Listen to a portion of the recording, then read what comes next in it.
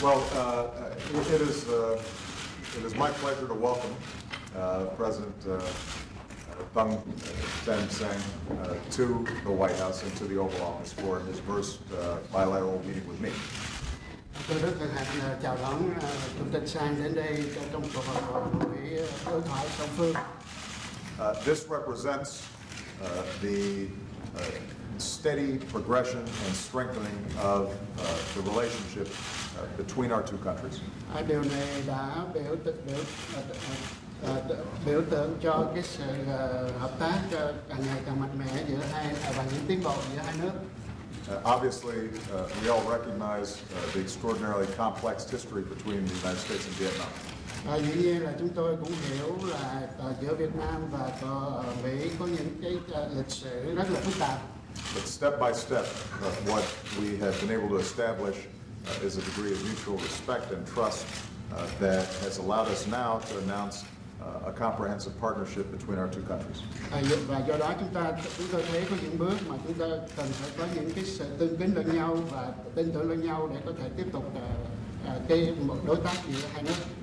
That will allow even greater cooperation on a whole range of issues, from trade and commerce to military cooperation to multilateral work on issues like disaster relief to scientific and educational exchanges. Điều đó sẽ giúp mở rộng những hợp tác trong nhiều lĩnh vực khác, ví dụ như là quân sự, về hậu quả thiên tai và khoa học và những cái vấn đề khác, lĩnh vực khác. What we've also discussed is the ways in which, through the Trans-Pacific Partnership, or TPP, both the United States and Vietnam are participating in what would be an extraordinarily ambitious effort to increase trade, commerce, and transparency in terms of commercial relationships throughout the Asia-Pacific region. Hai bên chúng tôi cũng đã thảo luận về vấn đề quốc phòng, về vấn đề TPP, và chúng tôi sẽ cố gắng để làm sao mà tăng cường những cái việc thương mại, hợp tác thương mại và tính cách minh bạch hơn trong những cái lĩnh vực này. And we're committed to the ambitious goal of completing this agreement before the end of the year, because we know that this can create jobs and increase investment across the region and in both of our countries. Và chúng tôi đã có quyết tâm là kết thúc cái hiệp định này trước cuối năm nay, giúp chúng tôi tăng trưởng công ăn việc làm và đầu tư. We discussed the need for continued efforts to resolve peacefully maritime issues that have surfaced in the South China Sea and other parts of the Asia-Pacific region. Chúng tôi đã xác định là sẽ tiếp tục hợp tác để giải quyết một số về vấn đề và hàng hải ở trong vùng châu Á Thái Bình Dương. And we very much appreciate Vietnam's commitment to working with ASEAN and the East Asia Summit in order for us to arrive at codes of conduct that will help to resolve these issues peacefully and fairly. Tôi hết sức tán thưởng những nỗ lực của Việt Nam làm việc với ASEAN để tiến tới một cái bản quy tắc COC để mà giải quyết vấn đề một cách ôn hòa, hòa bình. We discussed the challenges that all of us face when it comes to issues of human rights, and we emphasized how the United States continues to believe that all of us have to respect issues like freedom of expression, freedom of religion, freedom of assembly, and we had a very candid conversation about both the progress that Vietnam is making and the challenges that remain. Cả hai bên chúng tôi đã đặc biệt đề cập đến vấn đề nhân quyền, và chúng tôi hiểu là trong cái tinh thần tương kính đó, chúng tôi đã có nhắc đến vấn đề tự do về phát biểu, tự do ngôn luận, tự do tôn giáo và tự do lập hội, và đôi bên đã có cam kết sẽ có những tiến bộ để giải quyết những cái thách thức đó. We both reaffirmed the efforts that have been made to deal with war legacy issues. Hai bên đã xác định là sẽ có những nỗ lực để giải quyết những di sản của chiến tranh. We very much appreciate Vietnam's continued cooperation as we try to recover our missing in action and those that were lost during the course of the war. Chúng tôi cảm ơn sự hợp tác của Việt Nam để tìm người Mỹ mất tích và những người đã hy sinh trong chiến tranh. And I reaffirm the United States' commitment to work with Vietnam around some of the environmental and health issues that have continued decades later because of the war. Chúng tôi có đưa ra cam kết của Hoa Kỳ là tiếp tục làm việc với Việt Nam để giải quyết cái vấn đề môi trường và những vấn đề y tế, sức khỏe công cộng mà do chiến tranh để lại. And finally, we agreed that one of the great sources of strength between our two countries is the Vietnamese American population that it is here, but obviously has continued strong ties to Vietnam. Và đôi bên cũng đã đồng ý là cái cộng đồng người Việt ở hải ngoại này ngày càng lớn mạnh và sẽ đóng góp rất tốt cho sự phát triển của Việt Nam. And ultimately, it's those people-to-people relations that are the glue that can strengthen the relationship between any two countries. Và dĩ nhiên là cái sự giao thiệp tiếp xúc giữa những người dân đó sẽ là một cái chất keo để giúp tiến bộ giữa hai nước. So I just want to say to President Sang how much I appreciate his visit. Một lần nữa tôi xin nói với ngài Chủ tịch là tôi rất cảm ơn cái chuyến đi thăm của ngài. I think it signifies the maturing and the next stage of the development between the United States and Vietnam. Tôi nghĩ đây là một cái dịp để mà chúng ta tiến đến một cái sự hợp tác trưởng thành hơn trong cái bước kế tiếp cho cả hai nước. As we increase consultations, increase cooperation, increase trade and scientific and education exchanges, ultimately that's going to be good for the prosperity and opportunities of people here in the United States, as well as good for the opportunities and prosperity of the people of Vietnam. Dĩ nhiên nếu chúng ta tăng cường sự hợp tác và về đủ các mặt về thương mại, về khoa học, về các lĩnh vực khác đó thì điều đó sẽ mang lại lợi ích và thịnh vượng tốt chẳng những cho người Mỹ mà còn cho người Việt Nam nữa. At the conclusion of the meeting, President Sang shared with me a copy of a letter sent by Ho Chi Minh to Harry Truman. Vào cuối buổi trao đổi này đó thì Chủ tịch Sang có trao cho chúng tôi một bức thư mà ông Hồ Chí Minh đã gửi cho cố tổng thống Truman của Mỹ. And we discussed the fact that Ho Chi Minh was actually inspired by the U.S. Declaration of Independence and Constitution and the words of Thomas Jefferson. Và chúng tôi đã đồng ý là ông Hồ Chí Minh đã lấy được nguồn cảm hứng từ cái bản tuyên ngôn độc lập của nước Mỹ và những cái lời lẽ của ngài tổng thống Jefferson. Ho Chi Minh talks about his interest in cooperation with the United States. Lúc đó trong cái thư ông Hồ Chí Minh nói là ông rất là quan tâm đến chuyện hợp tác với Hoa Kỳ. And President Sang indicated that even if it's 67 years later, it's good that we're still making progress. Và Chủ tịch Sang có nói với tôi là mặc dù sau 67 năm rồi vẫn chỉ thấy có nhiều tiến bộ. Thank you very much for your visit, and I look forward to continue to work together. Xin cảm ơn ngài và tôi trông đợi sẽ có dịp hợp tác tiếp tục với ngài. Thank you. Thưa ngài Tổng thống Obama, thưa quý bà quý ông. President Obama, ladies and gentlemen. Một lần nữa tôi chân thành cảm ơn lời mời của ngài mời tôi thăm chính thức Hoa Kỳ và cảm ơn sự đón tiếp hết sức là nồng nhiệt của các bạn trong năm qua suốt quá trình chúng tôi làm việc tại Hoa Kỳ. Once again, I would like to thank you, President Obama, for your kind invitation extended to me to visit the United States, as well as the warm hospitality that you have extended to me over the past couple of days while I'm here in the US. Chân thành mà nói thì tôi và ngài Tổng thống Obama vừa có một cuộc hội đàm hết sức là thẳng thắn, xây dựng, hết sức bổ ích và hết sức có hiệu quả. To be frank, President Obama and I had a very candid, open, useful and constructive discussion. Với những cái sự tiến bộ đã đạt được trong suốt 18 năm qua, kể từ hai đất nước chúng ta tiến hành bình thường hóa quan hệ cho đến nay, đã đến lúc hai nước cần xác lập một cái khuôn khổ quan hệ đối tác toàn diện làm cơ sở cho sự phát triển mạnh mẽ trên các lĩnh vực trong thời gian tới của hai nước chúng ta.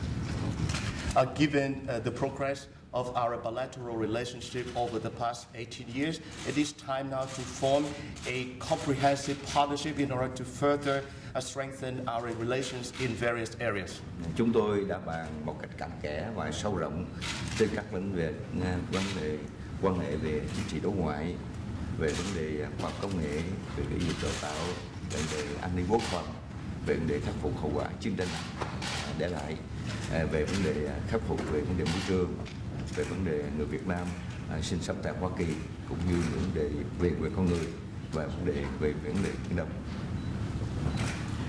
We discussed various matters, including political relations, science and technology, education, defense, the legacy of the war issue, environment, the Vietnamese American community, human rights as well. Trên từng vấn đề với tinh thần hết sức là And the issue as well. I'm sorry. trên từng vấn đề hết sức là thẳng thắn và sự đầy tình xây dựng, chúng tôi đã đạt một sự thống nhất rất là cao. In a candid, open and constructive spirit, we have come to agree on many issues. Sẽ tăng cường hơn nữa tiếp xúc cấp cao giữa hai nước của chúng ta. We will strengthen high-level exchanges between the two countries. Sẽ tăng cường nâng cấp một cách hợp lý và cần thiết những cơ chế quan hệ đối thoại của các cấp, và đặc biệt là cấp cao. We will consider in order to continue to upgrade the mechanism of cooperation at the high level, as well as take the best use of the existing mechanism of cooperation. Tôi cho rằng đây là cơ sở hết sức quan trọng, tạo sự tin cậy chính trị rất là cao cho đất nước, tạo điều kiện thuận lợi cho phát triển tất cả các lĩnh vực mà hai bên cùng quan tâm. Particularly, we will continue regular dialogue at the highest level as possible. I believe that this is a way in order to build a political trust for further development of our cooperation in all areas. Các vấn đề còn lại như là vấn đề kinh tế thương mại sẽ được tiếp tục và thúc đẩy mạnh mẽ. Đặc biệt Việt Nam chúng tôi cam kết mạnh mẽ sẽ tham gia tích cực trong quá trình đàm phán để có thể kết thúc sớm trong năm nay hiệp định TPP. Economic and trade relations continue to be important to our relations. As far as TPP is concerned, the Vietnamese side will do its utmost in order to participate in the process of negotiations for the conclusion of TPP by the end of this year. Về khoa học công nghệ, về giáo dục đào tạo, về quốc phòng an ninh cũng đã được bàn bạc một cách hết sức là thấu đáo. We also discussed in detail our cooperation in science and technology, in education and training, as well as security and defense. Về lĩnh vực khắc phục hậu quả chiến tranh, chúng tôi cũng đã bàn bạc kỹ kể cả vấn đề về con người mà ý kiến hai nước chúng ta còn có những điểm khác biệt. We also touch upon the war legacy issues, including human rights, which we still have differences on the issue. Tôi cũng đã dành thời gian trao đổi với ngài Tổng thống Obama, bày tỏ lời cảm ơn chân thành của chính phủ chúng tôi về cái sự chăm sóc hết sức chu đáo của chính phủ như Hoa Kỳ trong suốt quá trình mấy mươi năm qua đối với bà con người Việt Nam sinh sống và làm việc và bây giờ là người Mỹ gốc Việt trên đất nước Hoa Kỳ. I also express my appreciation for the care that the U.S. Has extended to the Vietnamese who came to settle in the United States, and now they have become American citizens and contributing to the overall development of the U.S. Chúng tôi cần cảm ơn Tổng thống cũng chính phủ Hoa Kỳ và nhân dân Hoa Kỳ giúp đỡ rất là nhiều, và phần lớn hầu hết nhân dân Việt Nam, đồng bào chúng tôi là những người Việt gốc Mỹ làm ăn ở Hoa Kỳ hết sức thành đạt kể cả trong hoạt động chính trị. And thanks to the support and assistance from the U.S. government as well as the American people, the Vietnamese community, the Vietnamese American community here in the U.S. Has become more and more prosperous and successful in their life as well as work. Tôi nhân dịp này cũng bày tỏ một sự mong muốn của chính phủ Việt Nam rằng bà con người Việt đang sinh sống và làm việc Hoa Kỳ sẽ là chiếc cầu vững chắc nối liền cái tình hữu nghị của nhân dân hai nước và sự phát triển mạnh mẽ hai nước Hoa Kỳ Việt Nam trong thời gian tới.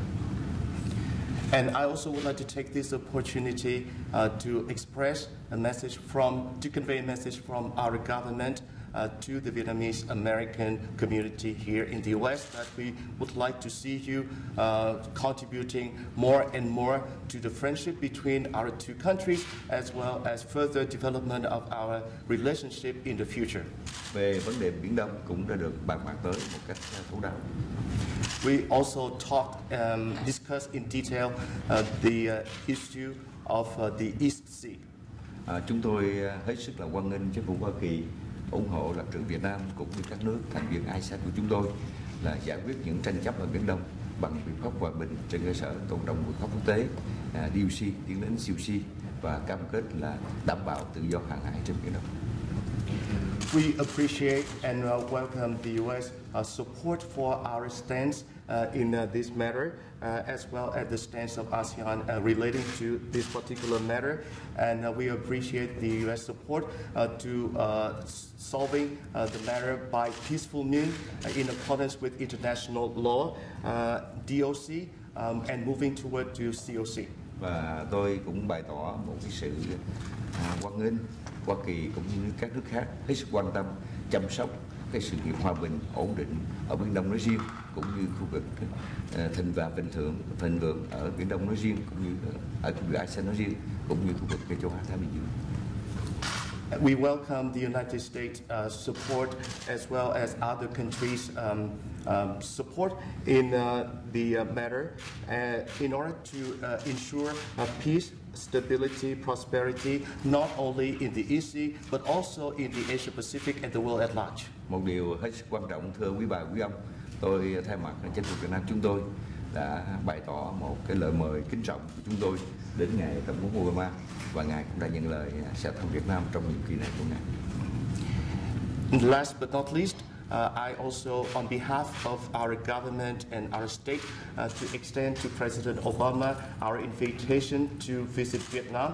And President Obama has accepted the invitation and will try his best to pay a visit at least before the end of his term here. Lần nữa tôi xin trân trọng cảm ơn sự đón tiếp hết sức là nồng hậu thân tình của ngài Tổng thống Obama cũng như các vị lãnh đạo của chính phủ Hoa Kỳ và mong muốn rằng sự hợp tác của hai nước ngày càng phát triển mạnh mẽ vì lợi ích của hai nước cũng như lợi ích của khu vực ASEAN và lợi ích của khu vực châu Á Thái Bình Dương. Actually, I would like to correct my translation a little bit.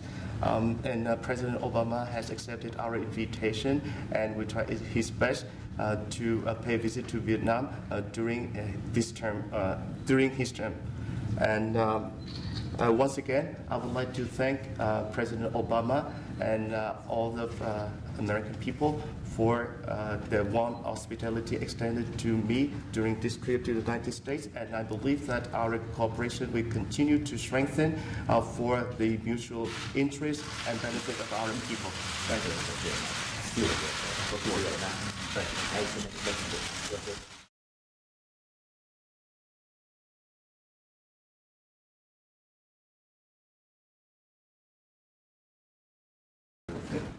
Well, it is my pleasure to welcome President Pham Thanh Sang to the White House and to the Oval Office for his first bilateral meeting with me.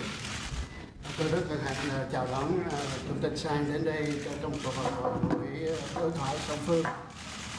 This represents Cái sự tương kính lẫn nhau và tin tưởng lẫn nhau để có thể tiếp tục một đối tác giữa hai nước.